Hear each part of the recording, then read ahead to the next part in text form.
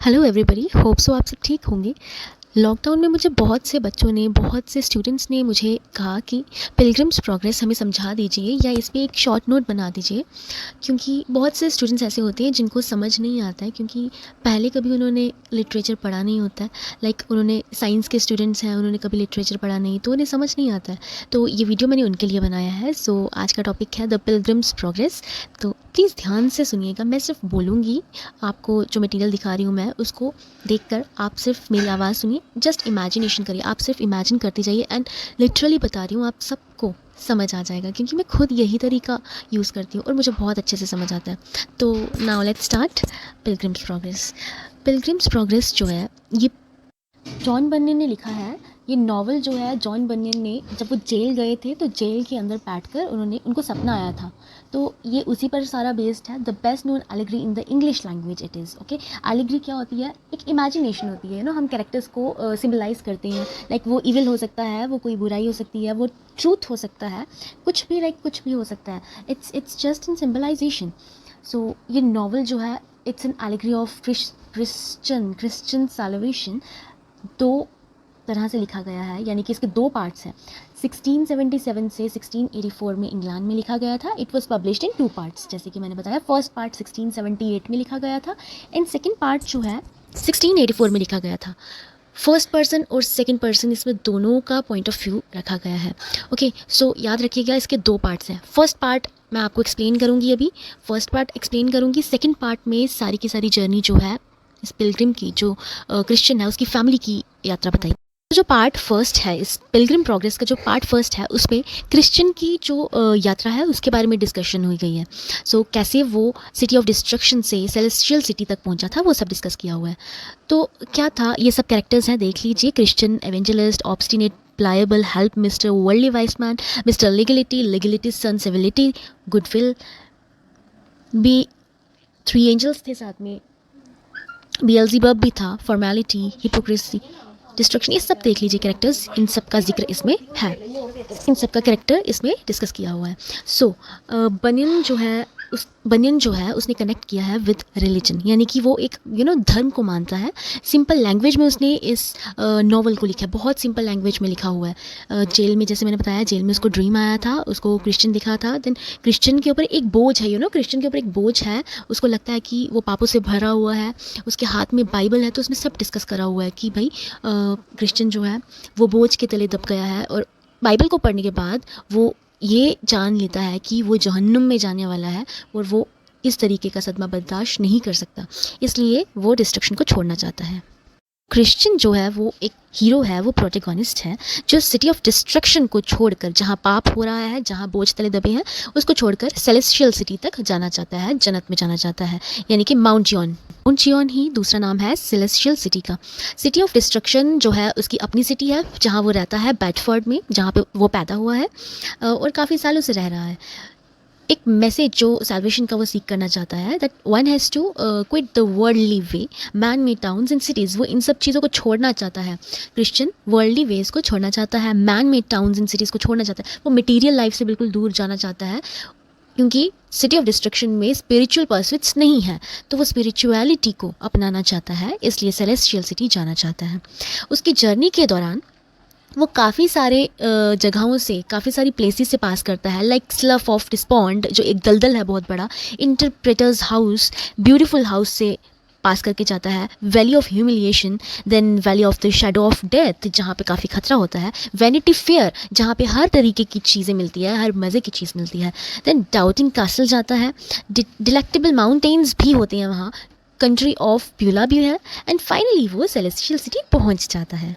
Okay, तो उसके रास्ते में सेलेस्टियल सिटी पहुंचने में क्रिश्चियन बहुत सारे कैरेक्टर्स से भी मीट करता है, बहुत सारे लोगों से मिलता है। कुछ लोग सच हैं और कुछ झूठ है, यानी कि कुछ उसके दोस्त कह सकते हैं और कुछ दुश्मन जो उसे गलत रास्ता दिखाते हैं। तो ऐसा ही इस पूरे नावल में हमको ये एलिगोरिकल नावल हमें पढ़ने को मिलेगा। सो कैरेक्टर्स आपको बता दिया मैंने कौन कौन है इसमें। तो यही उसकी पूरी स्टोरी है कि कैसे वो डिस्ट्रक्शन सिटी से सेलेस्टियल सिटी तक जाता है। तो स्टोरी कुछ इस तरीके से स्टार्ट होती है। ओके, मैं लेट्स स्टार्ट करती हूँ अभी। तो भाई स्टोरी काफ़ी इंटरेस्टिंग तरीके से स्टार्ट होती है। क्रिश्चियन अपनी फैमिली को कहता है कि हमें इस वर्ल्ड को छोड़ के उस दुनिया में जाना है, यानी सेलेस्टियल सिटी में जाना है, तो कोई भी उसकी बात नहीं मानता और कोई भी उसके साथ नहीं आता। इवन उसके फैमिली मेम्बर्स भी उसके साथ नहीं आते, उसके बच्चे बीवी उसके साथ नहीं आते। तो वो अकेला ही जाता है। जाते जाते वो एवेंजलिस्ट से मिलता है। सबसे पहले वो एवेंजलिस्ट से मिलता है, जो कि उसे रास्ता दिखाता है। वो कहता है कि चमकती हुई रोशनी जिस साइड दिखेगी तुम्हें उसी साइड जाना है, और उसकी फैमिली उसके साथ नहीं आती। देन जर्नी जो है सिटी ऑफ डिस्ट्रक्शन से उसकी स्टार्ट होती है टू माउंट चियोन, यानी सेलेस्टियल सिटी तक उसकी जर्नी बरकरार रहती है। देन रास्ते में उसे प्लाइबल एंड ऑब्स्टिनेट रोकने के लिए मिलते हैं, जो कि उसके दोस्तों ने भेजे होते हैं, उसकी फैमिली ने भेजे होते हैं कि भाई इसको समझाओ मत जाओ। बट वो कहाँ किसी की सुनने वाला है और कहाँ रुकने वाला है। आंधी आए चाहे तूफान आए, हमें ना कोई रोकने वाला। सो कुछ ऐसे ही इंटरेस्टिंग तरीके से वो जाता है। प्लाइबल और ऑब्स्टिनेट उसे रोकने की कोशिश करते हैं, बट रोक नहीं पाते। इवन प्लाइबल जो है वो उसके साथ जाने के लिए रेडी हो जाता है, क्रिश्चियन के साथ जाने के लिए रेडी हो जाता है। क्रिश्चियन उसको मना लेता है कि तू भी मेरे साथ चल, तो वो चलता है उसके साथ। देन क्या होता है, जब वो जा रहे होते हैं, प्लाइबल उसके साथ जा रहा तो होता है, लेकिन सामने आ जाता है दलदल। वो फंस जाते हैं, स्टक हो जाते हैं एक स्लफ ऑफ डिस्पॉन्ड में। स्लफ ऑफ डिस्पॉन्ड यानी तो दलदल, उसके बीच में फंस जाते हैं दोनों। लेकिन प्लाइबल अभी फंसा नहीं होता है, क्रिश्चियन पूरी तरीके से फंस गया होता है, वो डूब रहा होता है। लेकिन प्लाइबल उसका बीच में ही साथ छोड़कर वापस रिटर्न हो जाता है, वापस सिटी ऑफ डिस्ट्रक्शन चला जाता है, वो उसका साथ छोड़कर चला जाता है। लेकिन जो क्रिश्चियन है वो रुकने वाला नहीं है, वो बाहर आ जाता है। और जैसे ही बाहर आता है तो वो विकेट गेट की तरफ जाता है। वहाँ विकेट गेट के पास वो वर्ल्डली वाइज मैन को मिलता है। वो बहुत ही चालाक होता है, वर्ल्डली वाइज मैन, बहुत ही दिमाग वाला होता है, और वो क्रिश्चियन को गुमराह कर देता है और कहता है कि तुम मिस्टर लीगलिटी के पास जाओ, या फिर मिस्टर लीगलिटी का बेटा भी है, मिस्टर लीगलिटी का बेटा भी है सिविलिटी, तुम उनसे जाकर मिलो, उनसे बात करो। सो वो गुमराह कर देता है वर्ल्डली वाइज मैन क्रिश्चियन को। सो वो जाता है लीगलिटी के पास। लीगलिटी विलेज ऑफ मॉरलिटी में रहता है। जब वो उसके पास जाता है ना, तो गुमराह हो जाता है एक तरीके से। एवेंजलिस्ट उसको वापस से मिलता है, कहाँ पर, माउंट साइनी में मिलता है जाकर। और एवेंजलिस्ट उसको बोलता है कि तुम वाइस मैन की बातों में क्यों आए, वर्ल्डली वाइस मैन ने तुमको मिसगाइड किया है। अगेन वो विकेट गेट के पास वापस जाता है क्रिश्चियन, विकेट गेट के पास वापस जाता है और वहाँ जाकर गुडविल से मिलता है। गुडविल उसका स्वागत करता है। वहाँ पर बेएल्ज़ेबब का किला भी होता है। तो गुडविल जो है उसने बेएल्ज़ेबब से उसको बचाया होता है, क्रिश्चियन को बचा कर देता है, यानी कि बचा देता है उसको। गुडविल जो है क्रिश्चियन को कहता है कि तुम्हें पैलेस ऑफ डिलीवरेंस पहुंचना है, पैलेस ऑफ डिलीवरेंस में पहुंचना है। वहाँ जाने से पहले क्रिश्चियन जो है हाउस ऑफ इंटरप्रेटर पहुंचता है। इंटरप्रेटर पहुंचने के बाद वहाँ क्रिश्चियन फेथ से क्रिश्चियन फेथ से रिलेटेड बहुत सारी चीज़ें उसको मिलती हैं।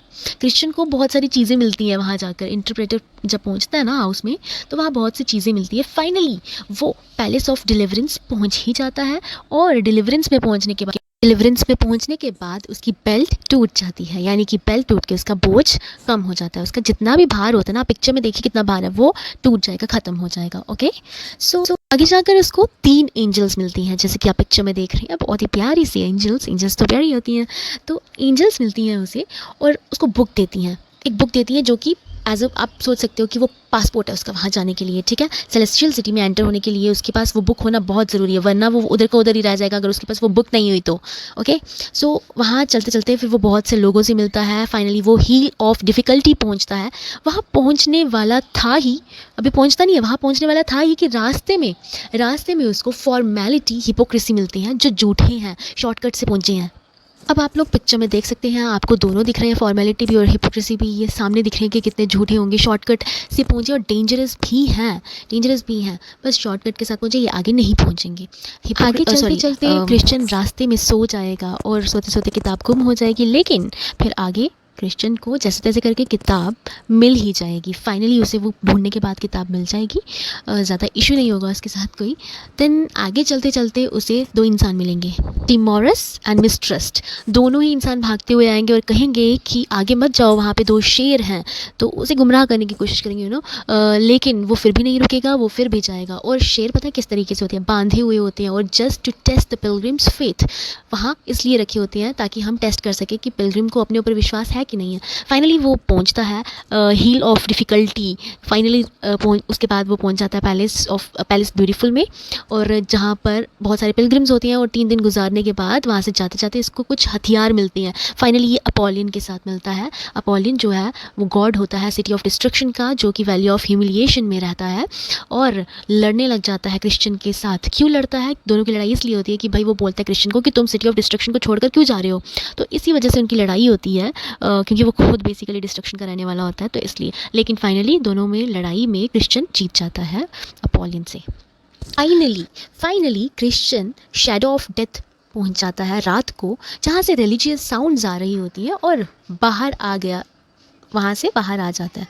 शैडो ऑफ डेथ से बाहर निकल कर आ जाता है। तो फाइनली वहाँ पर उसको फेथफुल दिखता है, जो कि उसकी जान पहचान का था। दोनों साथ में चलते हैं, दोनों वैनिटी फेयर में जाते हैं। वैनिटी फेयर आपको पहले भी बताया कि एक ऐसी जगह है जहाँ पर सब कुछ अवेलेबल है, आपको अपनी मज़े की सारी चीज़ें मिलेंगी, जो कि बेएल्ज़ेबूब ने बनाया था। सब कुछ मिलता है उधर। बोथ स्टेक मतलब दोनों के दोनों जो थे, फेथफुल और क्रिश्चियन, जब जा रहे थे आगे, तो फेथफुल के मुंह से कुछ गलत निकल गया, जिस वजह से फेथफुल को मार दिया गया। बेचारा अकेला रह गया। लेकिन फिर वो अकेला नहीं रहा, उसको आगे एक साथ मिल गया, उसको एक और फ्रेंड मिल गया। वैनिटी फेयर से ही उसे होपफुल भी मिल गया। होपफुल नाम का एक लड़का था, जो उसे वैनिटी फेयर से उसको कंपनी मिल गई, ठीक है, जिसने ज्वाइन कर दिया क्रिश्चियन को।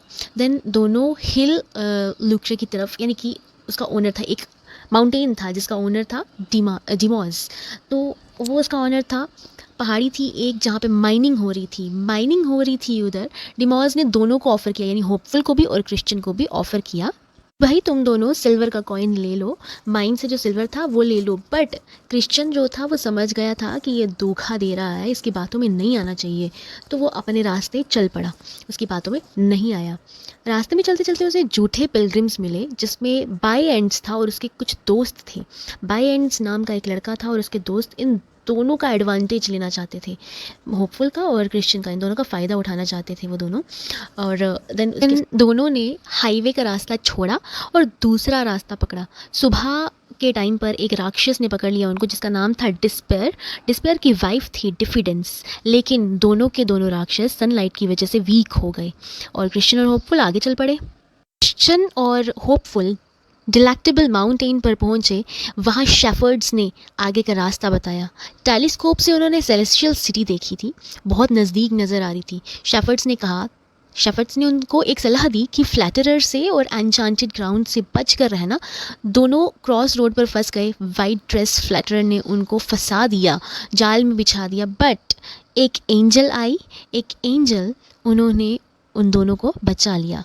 ओके, एंजल ने उन दोनों को बचा दिया उन फ्लैटरर से, उनके जाल से। देन फिर एक अथीस्ट यानी नास्तिक जो नास्तिक होते हैं उनसे मिले।